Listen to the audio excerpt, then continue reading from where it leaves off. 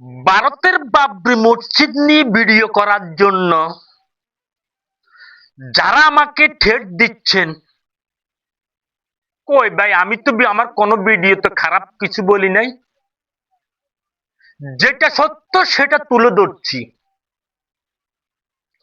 এতে কার মনে কষ্ট যাবে সেটা আমার দেখার বিষয় নয়। আমার জীবন থাকতে ধর্মীয় প্রতিষ্ঠান নিয়ে আমি ভিডিও করে যাব, বলছি যাব। এতে আমার মৃত্যু হবে, দুর্ঘটনা হবে, তাতে কিচ্ছু আসা যায় না। ওই উপরালা, তুমি তো দেখতেছ আমি কি ভালো কাজ করতেছি নাকি খারাপ কাজ করতেছি। ভিডিও করতেছি সেটা আমার মনের ক্ষুধা, তাতে কারো কিচ্ছু আসা যায় না।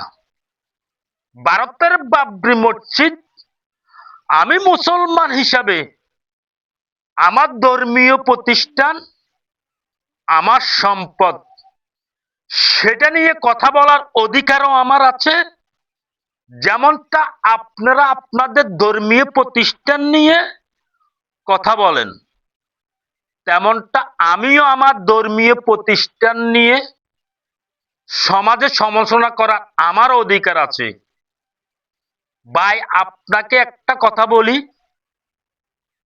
যার যার ইমোশন নিয়ে সবাই থাকবেন।